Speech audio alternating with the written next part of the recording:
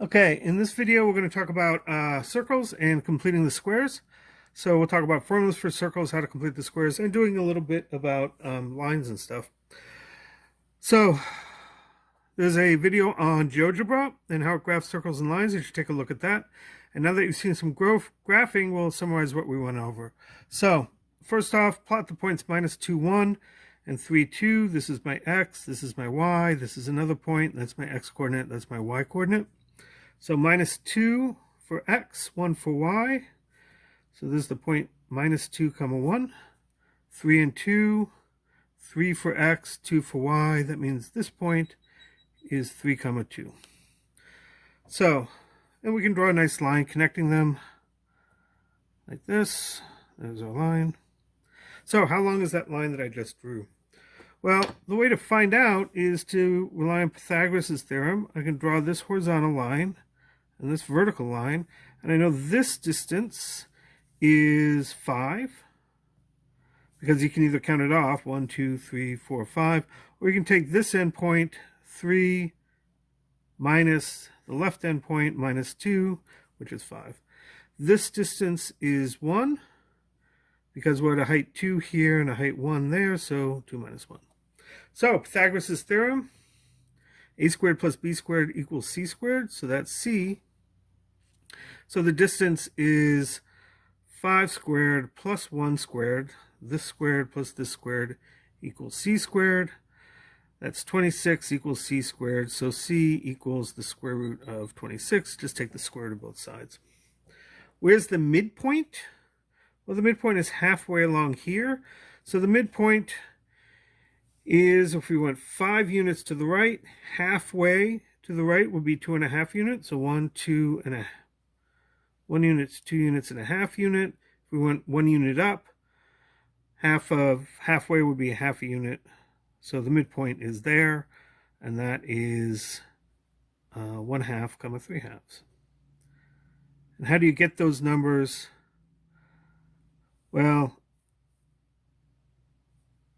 the numbers from the midpoint, you take the average of the x-coordinates. So the x-coordinates are 3 and -2. We add those together and divide it by 2 to get the average. That's 1/2. The average of the y-coordinates are 2 and 1. So 2 plus 1 over 2 equals 3 halves. And that gives us our midpoint. So that gives us a little bit of a, let's see if I can get that all on the screen. Procedure to find the distance between 2 points. Figure out how far left and right and up and down you have to go to get from one point to the other. Draw a right triangle and use Pythagoras' theorem. And there's a formula. The distance between 2 points is the difference of the x-coordinates squared plus the difference of the y-coordinates squared, all with the square root. Right? There's the difference of the x-coordinates was 5 and we squared it. Difference of the y-coordinates was 1 and we squared it and then took the square root of the result. Okay, midpoint is the average of the x-coordinates, average of the y-coordinates. And so you just take x1 plus x2 over 2, y1 plus y2 over 2. So that's some terminology that you'll see. We want to talk a little bit about circles. When we did the GeoGebra video on circles, we showed how to plot them, and GeoGebra automatically gives us formulas for the circles. And where does that formula come from? So here's a circle, center at 1, 3. That's this point. And it's got radius 2. So how do I figure out the formula for this circle? Well, if I pick any point on that circle, I've got a radius, and that's r equals 2 is the distance from the center to the point, and that's 2 units. And then again, I can draw my triangle for Pythagoras' theorem just the same way I did to find the distance, because that's really what we're doing. Right? A, B, and that's c. So a squared plus b squared equals c squared. And c squared is 2. So c squared is 4 because c is 2. That's the radius. So what's this distance? Well, this is an x-coordinate. This has an x-coordinate of 1. So this distance must be x minus 1.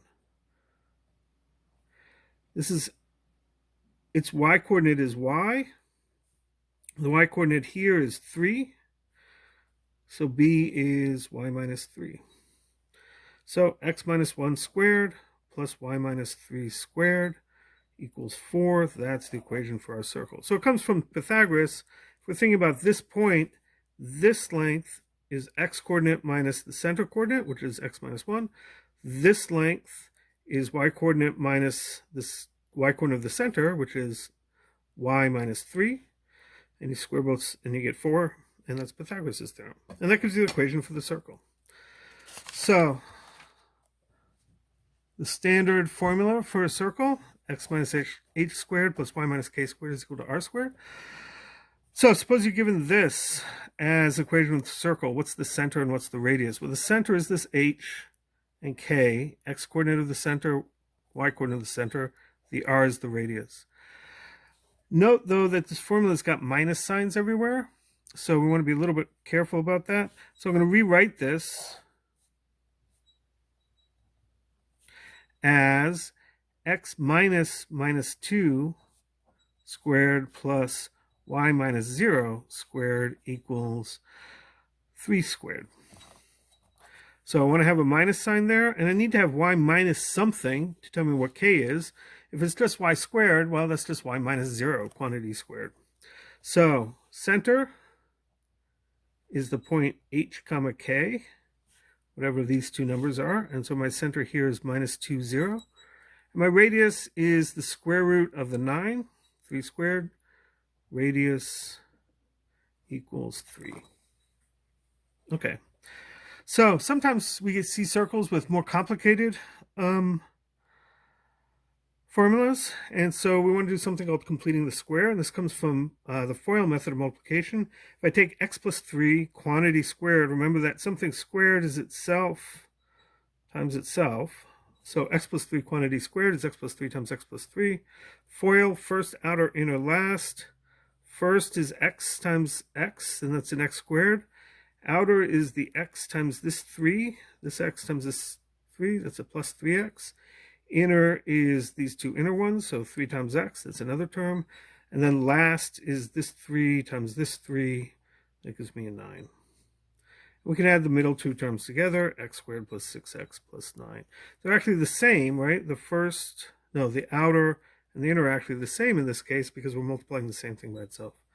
So when I see x squared plus 6x like that, I think of that as that's part of what I get from foiling x plus 3 quantity squared. So we can turn it around to start looking for a pattern, right? If we take our output, x squared plus 6x plus 9, if we have the x squared plus 6, what do we know about that? Well, if we take the 6 and cut it in half, we get the 3.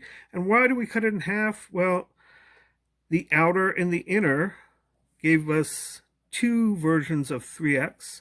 And so when we add them together, we get 6. But that 6 actually comes from taking that 3 and multiplying by x and then adding it.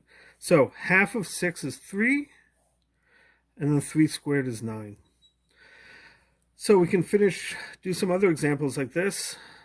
Half of minus 10 is minus 5. I already put in the minus sign there, but it's minus 5. And then minus 5 squared is 25. And you can check that by multiplying out x minus 5 times x minus 5.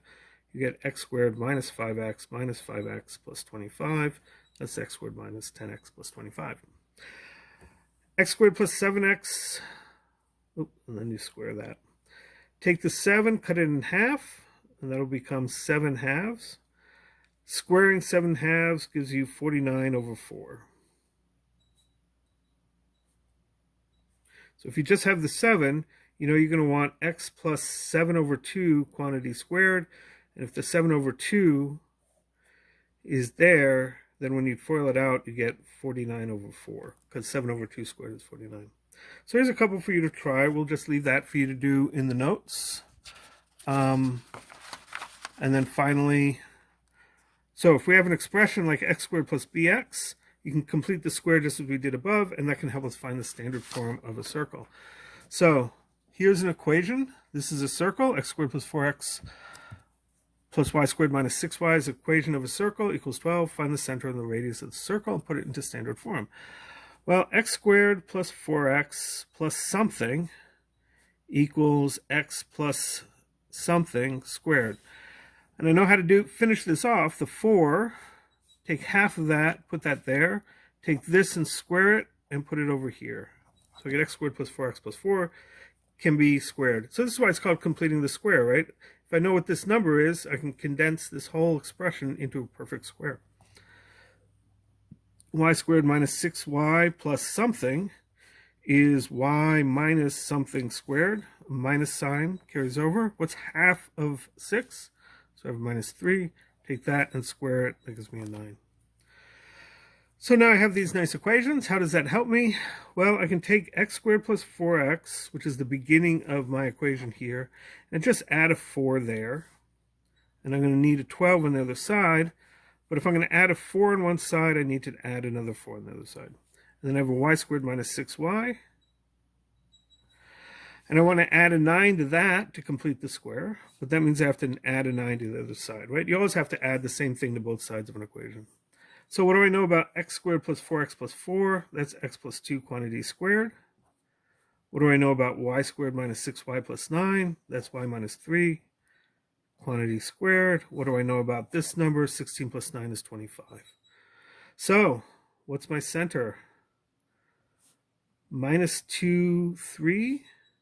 Radius equals 5. So where did I get this? Remember that in the equation for the standard form, it has to be a minus there. So x plus 2 is the same thing as x minus minus 2 squared. So this is my minus 2.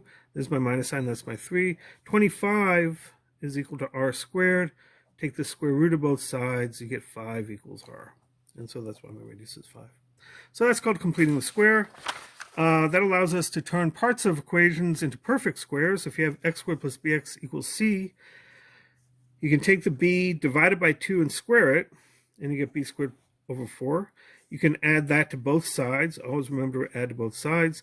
Then this thing is a perfect square, x plus b over 2 quantity squared, and then you just have some number there. And so if you have an equation like this, x squared plus bx plus y squared plus dy equals c, that's an equation of a circle. If you complete the square on both x and y, you can turn the equation into standard form, and then you can find the center and the radius.